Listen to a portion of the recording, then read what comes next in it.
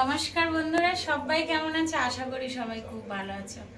আমি তো খুব ভালো আছি, তোমাদের আশীর্বাদ ও ভালোবাসায়। সুন্দরবনের সুন্দর ব্লগ অ্যান্ড কুকিংয়ে সবাইকে স্বাগত। আবার একটা রান্নার রেসিপি নিয়ে চলে এলাম। আশা করি খুব ভালো লাগবে, সবাই পুরো ভিডিওটা দেখবে। পুরো ভিডিওটা দেখার অনুরোধ রইল। যারা আমার নতুন বন্ধু, সাবস্ক্রাইব করে বেল আইকনটি টিপে পাশে থাকার অনুরোধ রইল। যারা আমার পুরাতন বন্ধু, তারা তো পাশে রয়েছে। সবাইকে অবিরাম ভালোবাসা। এদিকে আমার মা পিঠের চালে দুমদাম লাগিয়ে দিচ্ছে। আচ্ছা, আজকে আমি রান্না করব হচ্ছে, দেখো, আমাদের পুকুরের কলমি শাক আর চিংড়ি মাছ দিয়ে করব। তার জন্য আগে আমি কলমি শাকটা কেটে নেব। এই যে মা, আনাজ কাটবো। আগে আমি কলমি শাকটা কেটে নেব, তারপরে মাছটা পরে কাটবো। আরেকটা রান্না হবে, সরে যাও তো। আরেকটা রেসিপি হচ্ছে কচু আলু দিয়ে বোয়াল মাছ রান্না হবে। কচু আলু দিয়ে বোয়াল মাছ রান্না হবে। আর হচ্ছে চিংড়ি মাছ দিয়ে কলমি শাক ভাজা, রসুন আর পেঁয়াজ দিয়ে। রসুন, পেঁয়াজ আর চিংড়ি মাছ দিয়ে কলমি শাকটা ভাজবো।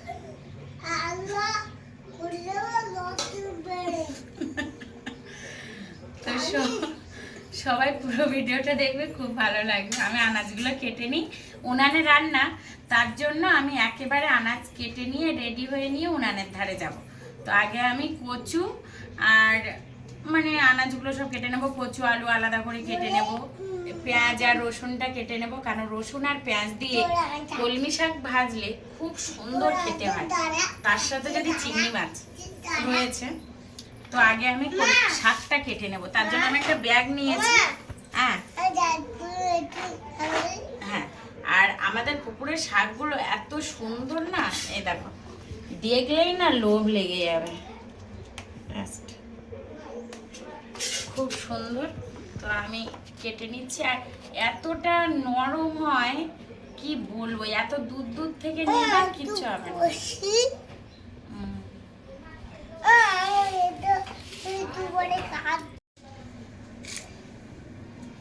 देखो हाथ ना केटे जाए, এরম ভাবে হাত কেটে যায় কিন্তু না,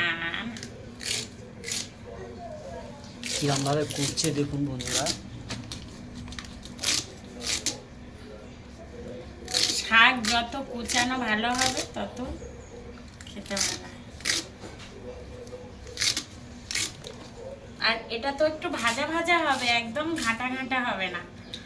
কলমি শাক অনেকে একদম ওই ঘেটে ঘেটে রান্না কাদা কাদা, সেটা হবে না, একদম ভাজা ভাজা হবে। তো দারুণ হবে চিংড়ি মাছ দিয়ে আর রসুন আর পেঁয়াজ কুচি দিয়ে, দারুণ। ওকে ওকে, রসুনটাও কুচি, পেঁয়াজও কুচি। শাক কিন্তু আমার কুচানো হয়ে গেছে। এ কুচাতে বেশিক্ষণ লাগে না। এই দেখো, আমি কিন্তু একদম ঝিরিঝিরি করে পাতা শাক, আর পুকুরের শাক তো দারুণ খেতে। আবার সেরকম ভাবে খাওয়া হয় না আমাদের বাড়ির পুকুরের হলেও কি হবে, সেরকম ভাবে খাওয়া হয় না, সময়টা হয়ে ওঠে না, সময় হয়ে ওঠে না। আর আজকের খুব ইচ্ছা করলো, তা আমি ভাবলাম তাহলে কাটাই যাক। শাকটা কিন্তু আমার কাটা হয়ে গেছে, সুন্দর করে কেটে নিয়েছি। এবারে আমি ওইগুলো কেটে নেব, যেমন হচ্ছে এগুলো কুচিয়ে নেব। আগে থেকে ছাড়িয়ে রেখেছে, তোমাদের দাদাভাই ছাড়িয়ে দিয়েছে। দেখো এরকম সুন্দরভাবে, উনানে তো গুছিয়ে না গেলে অসুবিধা, তাই সব সময়ের জন্য উনানে রান্না করতে গেলে সব কিছু গুছিয়ে নিয়ে বসতে হয়। হ্যাঁ, নইলে তোমার উনান এদিকে জ্বলে যাবে, আর এদিকে কিছুই সবজি হবে না।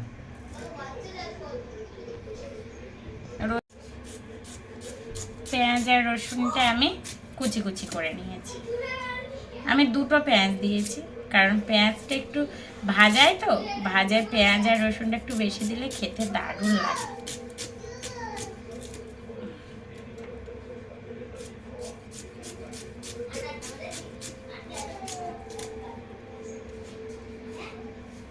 একটা আনাজ কাটা হয়ে গেল, আর তার এটাও কাটা হয়ে গেল। এবার আমি কচু আর আলুটা কেটে নেব। এখানে আমার কচু আলু কাটা কমপ্লিট। বাহ, দারুণ কেটেছে তো। হ্যাঁ, এবার আমি চিংড়ি মাছটা কেটে নেবো। তার আগে আমি আদাটা ছুলে নিই। আমি গিয়ে চিংড়ি মাছ নিয়ে এসেছি, সেই চিংড়ি দিয়ে এখন এই শাকও একটু দেওয়া হবে, আর এই মাছের তরকারি, একটা মাছ আছে কালকে নিয়ে না এসেছিলাম, না, সেই ওটা দেওয়া মাছ হবে দিয়ে না। এটা হবে। ওটা বোয়াল মাছ দিয়ে হবে। ওটা বোয়াল মাছ দিয়ে ওইটা হবে। বোয়াল এখন তুমি কি মাছটা- ছাড়াচ্ছ, আদা? হ্যাঁ, কারণ হচ্ছে ওই আদা জিরে বাটা দিয়েই তরকারি আছে, আচ্ছা, বাহ। তাই আমি আদাটা ছোট্ট ছোট্ট করে কেটে নিচ্ছি, নিয়ে কানে রাখছি।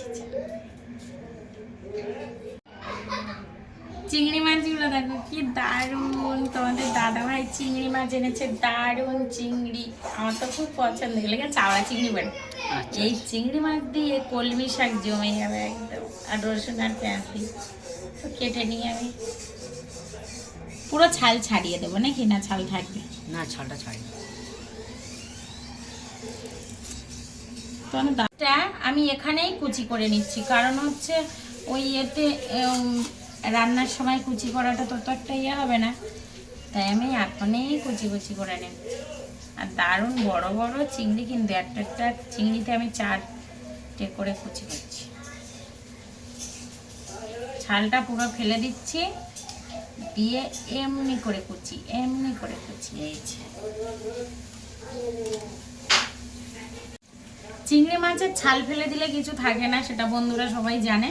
তো আমি একেবারেই কুচি কুচি করে নিয়েছি, দেখো এই হয়েছে। এইবার আমি রেডি হয়ে গেছি, আনাজ টানাজ কেটে এবার উনানের ধারে চলে যাব একেবারে। ব্যাস, মাথাটাও খুব ব্যথা করছে, ঠান্ডাটা ধরেছে না, এই পুজোর সময় সবাই প্রায় অসুস্থ, ঠান্ডাটা ধরে যাচ্ছে। আজকের আইটেম হবে কিন্তু দুটো। হ্যাঁ, একটা হবে কচু দিয়ে বোয়াল আলু মাছ। দিয়ে বোয়াল মাছ, আর একটা চিংড়ি মাছ আর রসুন আর পেঁয়াজ তাই দিয়ে কলমি শাক। এই যে কীভাবে উনানটা সাজাচ্ছে, আগে কাগজ ঢুকিয়ে দিয়েছে, তারপরে কাঠ সাজাচ্ছে। সকালবেলায় একবার রান্না হয়েছে, তাই জন্য উনানটা ওরকম কালি হয়ে আছে, অসুবিধা নেই। আবার বন্ধুরা ভাববে এরা দেখেছো, এরা উনানটাকে নেতাও দেয় না। না না, আমাদের 3বার রান্না হয় তো, তার একেবারে রাতে নাতা দিয়ে দিই, কখনো দুপুরেও দিয়ে দিই, কারণ 3বার রান্না না, একবার তো রান্না হয় না, 3বার রান্না। এই উনানটা কিন্তু ধরানো শুরু হয়ে গেল, এই কাগজ দিয়ে আগে ধরিয়ে নেওয়া হচ্ছে।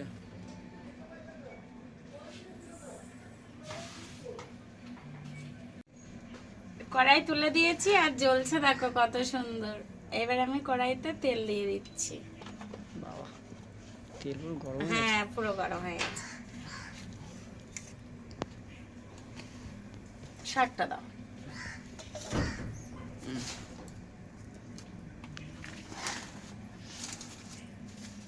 তেল কিন্তু পুরো গরম হয়ে গেছে, তেল অলরেডি ফুটছে।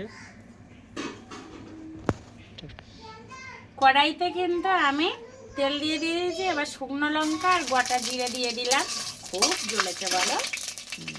এবার দিয়ে দেবো আমি চিংড়ি মাছ,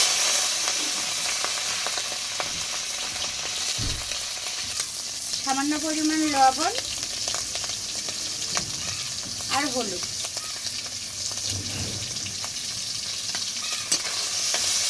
এবার আমি চিংড়ি মাছটা সুন্দর ভেজে নিয়ে কিন্তু শাকটা দিয়ে দেবো। আর এখন আমি হালকা করে পেঁয়াজ দেব, আর পেঁয়াজটা রেখে দেব, পরে দেবো। এবার আমি দিয়ে দিচ্ছি পেঁয়াজ অল্প পরিমাণ।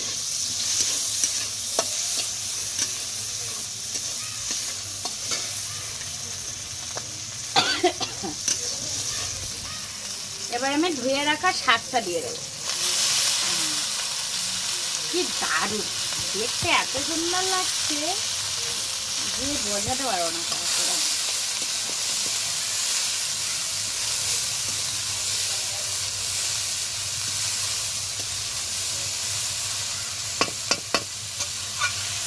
এত সুন্দর আছে, দেখেছো?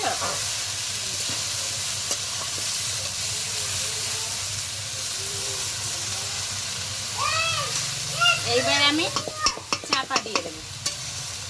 একটু কমে এলে তারপরে লবণ আর হলুদ।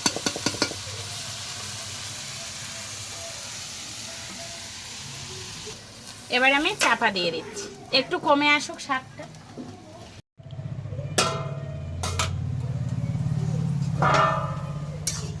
কলমি শাক যথারীতি খুব একটা কমে না, তাও একটু দমে এসেছে। দেখো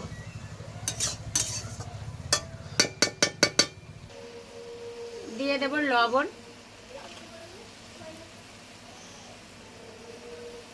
অল্প পরিমাণ হলুদ,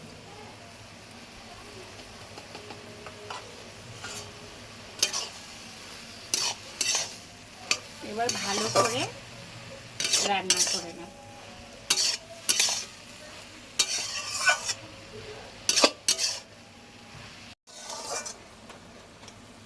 শাকটা অনেকটা কিন্তু মেটি হয়ে এসছে, অনেকটা জলও বেরিয়েছে হালকা করে শাক থেকে, কলমি শাক তো। আরো ঢেকে দেব, বারবার এরকম নেড়ে নেড়ে ঢেকে দিতে হবে। এত পরিমাণে বৃষ্টি হয়েছে, কলকাতাতে হয়েছে, আমাদের এদিকে এখনো হয়নি। আমাদের সাউথ 24 পরগনায় সেরকম বৃষ্টি হয়নি, তো তাও মোটামুটি আকাশ মেঘলা হয়ে আছে।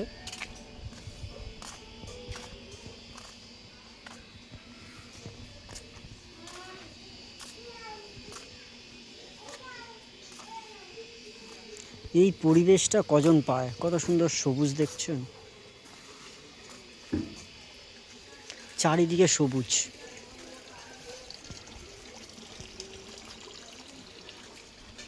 এইটা আমাদের পুকুর, আপনারা আগের ভিডিওতে দেখেছেন।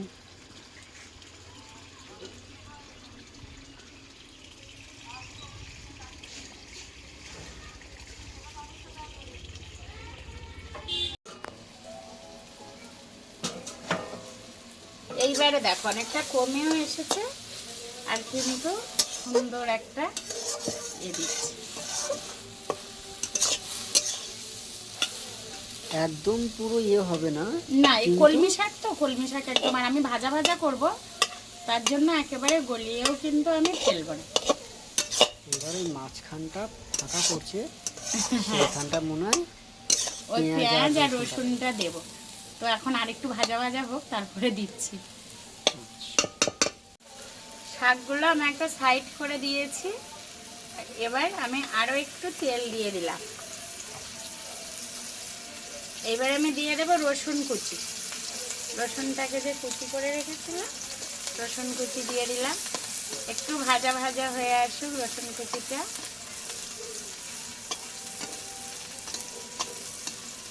রসুন কুচিটা ভাজা ভাজা হয়ে আসবে।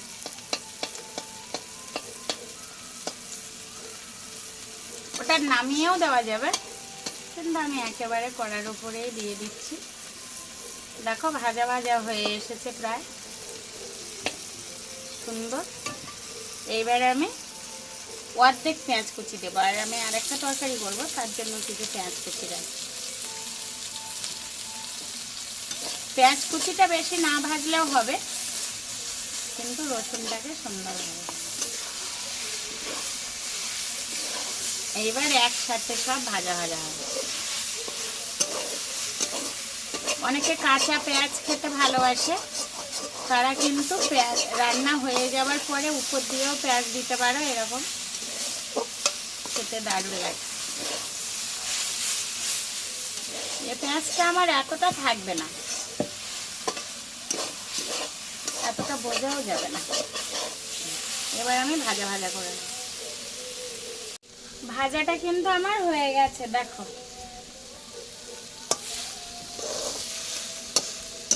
এই পেঁয়াজটা গালে পড়বে না, আর রসুনটা একদম অসাম লাগবে খেতে।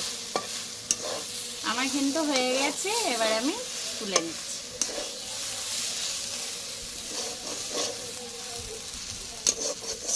আমার এখানে শাকটা ভাজা হয়ে গেছে, দেখো আমি কিন্তু চিংড়ি মাছ আর রসুন পেঁয়াজ দিয়ে সুন্দরভাবে শাকটা ভেজে নিয়েছি। আচ্ছা, এইটা হচ্ছে বোয়াল মাছ। এটা বোয়াল মাছ, বোয়াল মাছ দিয়ে কচু রান্না করব। আলু আর কচু, তাই তো? আলু আর কচু, তার জন্য আমি কড়াইতে তেল দিয়ে দিয়েছি, বোয়াল মাছটা ভাজবো, তো একটু বেশি করে দিচ্ছি। মাছে আমি লবণ আর হলুদ দিয়ে মাছটা আমি মাখিয়ে নেব।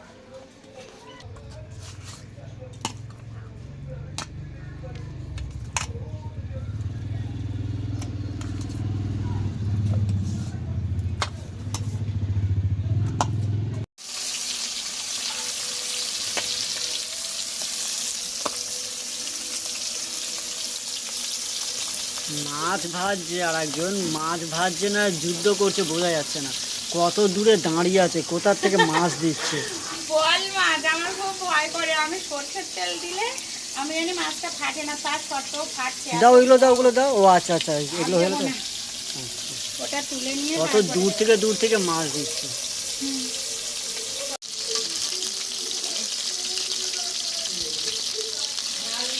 মাছটা আমি আবার উল্টে দিচ্ছি।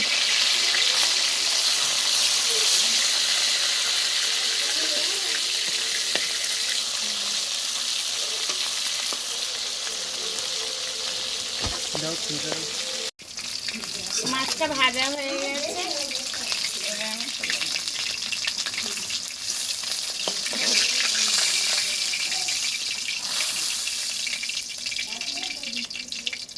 এবার আর যে মাছগুলো আছে দিয়ে দেবো।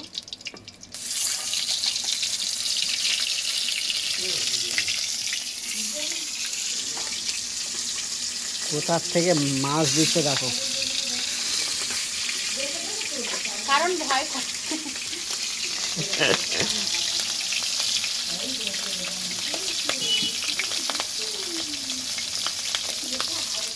গরম করে যদি ফাটে না গাছ, মাছগুলো ভাজা হয়ে গেল। হ্যাঁ বাবা বেশ সুন্দরভাবে মাছগুলো ভেজে নিয়েছি। যা ভয় পাচ্ছিল। কড়াটা প্রচুর গরম হয়ে গেছে, আমি দিয়ে দিচ্ছি পেঁয়াজ।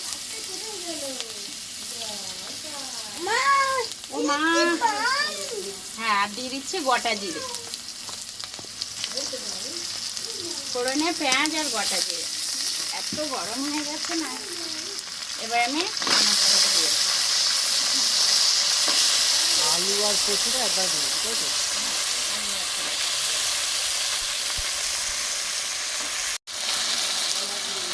এখন আমি লবণটা দিয়ে ঢেকে দেবো। হ্যাঁ দিচ্ছি, আর কিছুক্ষণ পরে আমি লঙ্কাটা হবে না, পুড়ে যাবে। এখন শুধু লবণ দিয়ে চাপা দিয়ে দেবো।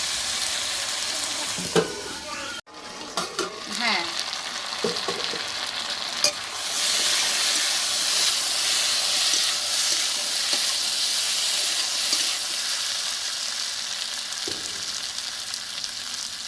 প্রথমে নুন দিয়ে কষেছি, এবার আমি দিয়ে দেবো এটা হলুদ গুঁড়ো, আর দিয়ে দেবো হচ্ছে লঙ্কার গুঁড়ো দিয়ে এবার আমি ভালো করে কষি।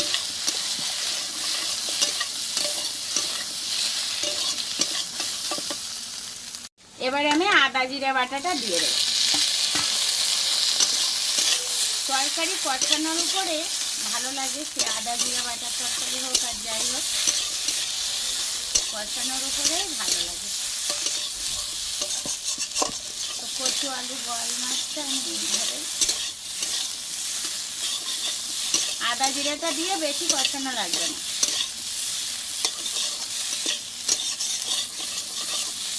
এবারে আমি জল দিয়ে দেবো। এবার আমি জল দিয়ে দেবো। আমার কিন্তু সেদ্ধ হয়ে গেছে, সেই জন্য আমি খুব বেশি একটা জল দেবো না। এবার আমি মাছগুলো দিয়ে দেবো একেবারে।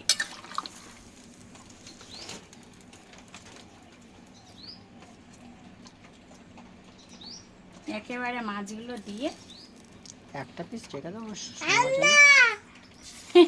বলছে না, আচ্ছা দেবো মা। এবার আমি চাপা দিয়ে দিচ্ছি। তুমি খাও। তরকারিটা কিন্তু আমার রেডি হয়ে গেছে, দেখো একদম পুরোপুরি রেডি, এতে আর কিছু দেওয়ার দরকার নেই। এবার আমি নামিয়ে নেব। কচু তো গলে গেছে, আলু গলে গেছে, সব গলে গেছে। তরকারিটা আমার হয়ে গেছে মোটামুটি। এবার আমি নামিয়ে নেব। ঝোলও এই রেখেছি, বেশি রাখছি। তো তরকারিটা আমার হয়ে গেছে, আমি তো নামিয়ে নিচ্ছি।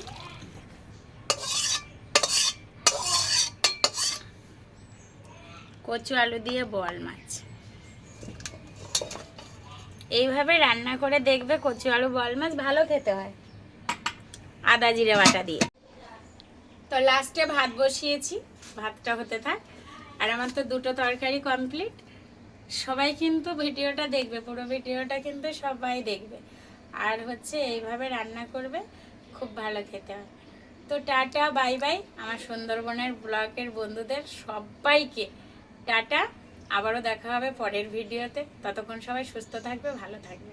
আর সবাইকে দুর্গাপুজোর অনেক অনেক শুভেচ্ছা। পুজো কিন্তু রবিবার থেকে, রবিবারে ষষ্ঠী। সবাই খুব আনন্দ করবে, খুব মজা করবে, আর খুব খাওয়া দাওয়া করবে। তো টাটা।